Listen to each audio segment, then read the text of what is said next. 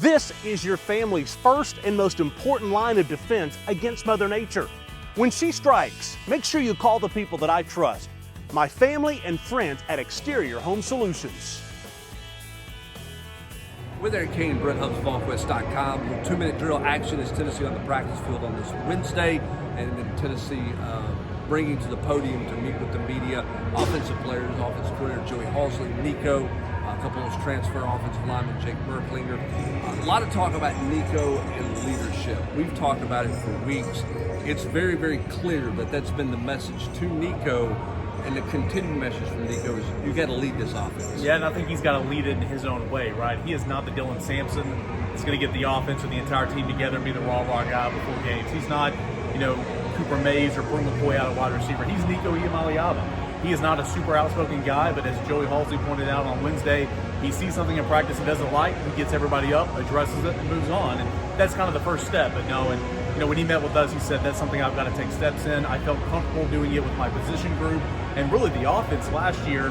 Now it's got to be the entire team, and it's going to continue to evolve, but I think he's off to a good start. Yeah, I don't want to make too much out of a media session because if they're just a media session. He certainly exuded a different level of confidence and also a different level of relaxation, I thought today. Like, he was in total control, but he didn't feel robotic about anything at all. No, and I mean, it's kind of like that everybody looks great in spring and shorts and all that. It's the greatest offseason ever, but really, we walked out of that media session today and we looked at each other and said, that was really good. And, Nico, again, spoke for 9 minutes. He felt comfortable in the interview setting. He felt comfortable in the offense. He felt comfortable speaking to us about not necessarily scheme, but kind of, how he's going to take the next step as a quarterback. And it just feels like he's always been a mature kid, but now the third year here at Tennessee, going into his second year as a starter, he kind of knows, like, he's been battle tested, and I thought that showed in his conversation. I think he's carrying himself very well right now. Speaking of battle tested and comfortable in who they are, that's Sam Pendleton, yeah. And even Wendell Moore, who doesn't love the media aspect. I don't think he's most comfortable there. Both those guys know who they are, know what they're about on the practice field. Those feel like two guys who are plug and play, which is what you were looking for in the transfer portal. Yeah, Wendell Moore, very soft-spoken, kind of quiet guy, but said a lot of good things. I'll say this, Tennessee fans are going to fall in love with Sam Pendleton because he's a Southern guy, just right over the mountains there in North Carolina. He wears that vertical bar, that crossbar, the face mask, talking about how he loves old school football. Talked about, hey, when somebody touches our quarterback, I got an issue with that. He screams offensive lineman and a guy that you want in his room. So obviously he's on the field working more at right guard right now, but he is snapping the football a little bit. Talked about working with David Sanders. It's going to be a work in progress, but to your point, yeah, Moy and Pendleton, they're going to be plug and play. And, the two guys that have played, in Moy's case, a whole lot of football, but both those guys have played football and need to combine, and help David Sanders and, of course, William Satterwhite or whoever it is, maybe that center position. Yeah, a lot of talk about Satterwhite, a lot of comfortable feeling with Satterwhite. That competition is certainly ongoing. Jake Merklinger is certainly more comfortable in year 2, to his own admission, to Joey Halsley's own admission.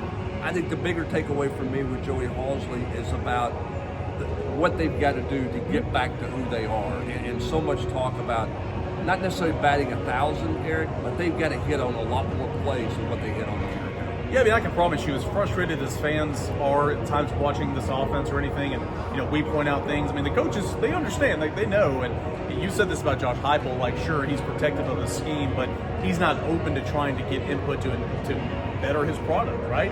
And I got that from Joey Halsley today. He's a guy that flat out said a couple of times, in terms of down the field passing and explosive plays, just wasn't good enough.